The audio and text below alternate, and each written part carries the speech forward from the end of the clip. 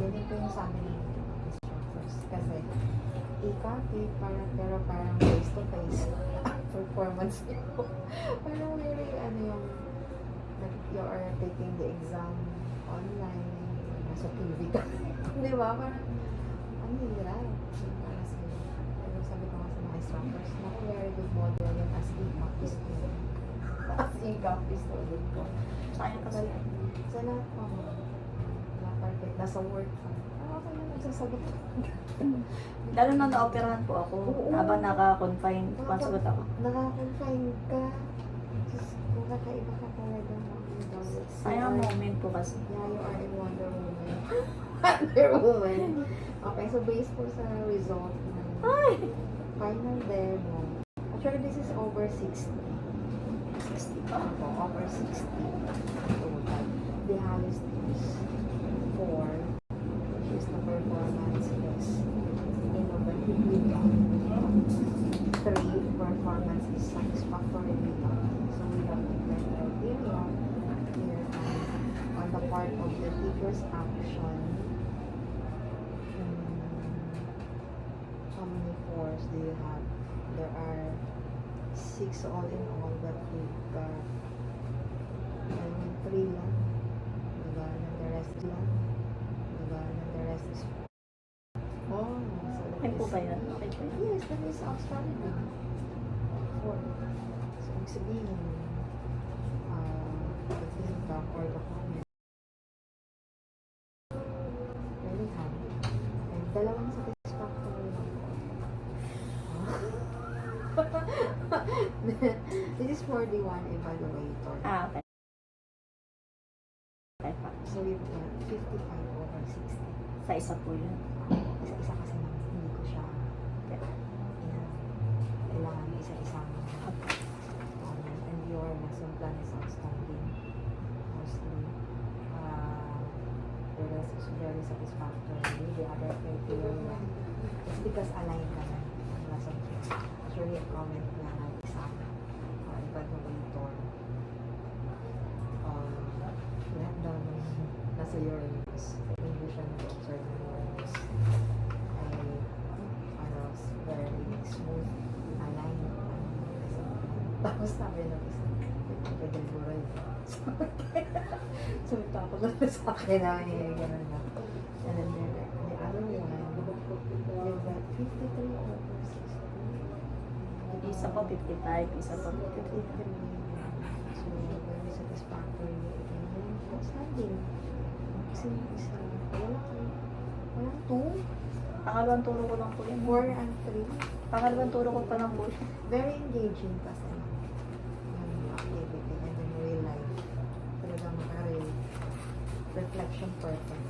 Diba? Talagang share all reflections. Even the learning plan. Very. Then the other one, you didn't get 2. I have to. Wala.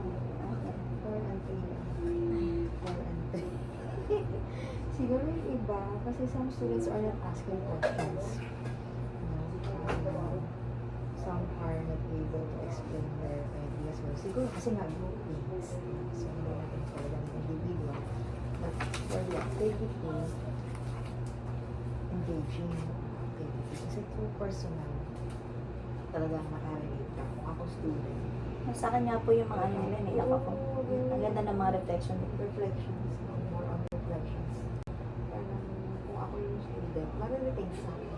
The lesson will be retained kasi involvement. I think that's the most important. Involvement. Hindi talagang real life. Tapos, parang mas, ang values integration. Mas, tawag na ito, naninibabaw kung baga. Mas we give more emphasis on the values. Integration. Hindi, I use no problem. With touch of ICT and traditional materials, which is good kasi pag may technical, may something wrong sa technical, you back up. Yun yung purpose ko. There should be both touch of traditional and ICT. Kasi pag nagloko ang ICT, ang technical natin, ang technology, still you have your back up. Yes, ma'am. Di ba? So, okay po How's yun. your experience naman? So, okay po yung demo. Actually, Sa final demo po, Worry ako kasi pangalawang asalan ko lang hindi po. ka na-expose eh. Second pa lang po yun. Oo, although nag-observe ka. Pero wala kasing opportunity kasi di ba may outbreak tayo. Ganito ay online. Tapos, Pero naano ko naman po. Nadala ko naman po naman. Opo, it's very align. Very important kasi ang alignment na from the activity, the priming, to the assessment. Yun yung most important. Hindi mag-lose much yung activity to the objectives. Dapat align yun yung pinaka-importante. Hindi malilinis. Thank you so much. Still, nandun pa din, no? Tapos nadala mo yung klase. Buong klase. Salamat po naman. Very collaborative. Worry nga po ako kasi medyo pagod na sila nun kasi ako yung last week. Oo, Oo, kaya worry ako nun. Very cooperative din naman sila. Tsaka active naman. Ang talino nila lahat. Oo. Wala ko sa Actually, it depends on it depends on the teacher, yung performance ng learner. Kasi we have to check. Matingnan mo yung sa isang teachers. Ano lang sila. Pero pag isang teacher na depends talaga sa how you facilitate the learners your lesson. Kasi pag sa teacher mo, boy na boy sila. Pag yung isa pa na talaga. yes po. Pero, Thank you. meron. Thank you so much. So, ano po yung score of value 55-53? Hindi ko natapos kasi hindi ko yung vibe ko dito. Yung isa po sa last po, ilan po? Pinakaban po po. Wala po, no? Ay, 55 din. hindi ko natapos ko. 55 siya. Opo. Mata 55. Wala kang 2. Ah! Wala kang 2. Diba? Wala mo. Salamat po. 4, 4, 4, 4. Pedal ko na. Ay, 55, 55, 110 plus 53. Talaga nagulat siya. Nag-ilang siya. Wala kang 150, divided by 3. Hindi divide by 3 po. Opo. Ilan na kayo nakakuha ng perfect 4 talaga sa bias integration? Kasi yung pinakamahirap i-achieve yung bias integration sa lesson. Kaya bilang lang sa amin na nakakuha ng 4 talaga perfect sa bias integration. Ang hirap kasi integrate ang values. Ito minsan ang pakadali sa iyo. No? Activity pa lang, umpisa pa lang may values integration na. Kasi ang values integration naman, any part of the lesson, pwede from the start, at the middle, at the end. Pwede po yun. Kasi parang ang thinking kasi ng teacher. Ang values integration sa dulo na. Pwede nga at the beginning, at the middle, pwede po yun. Kasi ang thinking na values integration na sa ulihan na yun. Isa pa lang mayroon na. Primary activity pa lang may values integration na. Diba? Hanggang dulo mayroon. Kaya paano hindi ka bibigyan ng 4 sa Thank you dulo? po. Thank you po, ma'am. Diba? Ah, Siguro papa. etong hindi masyado natin na-encourage yung learner ask question. Kasi ang estudyante talaga hindi na lang bibig ko yung challenge. Okay mo.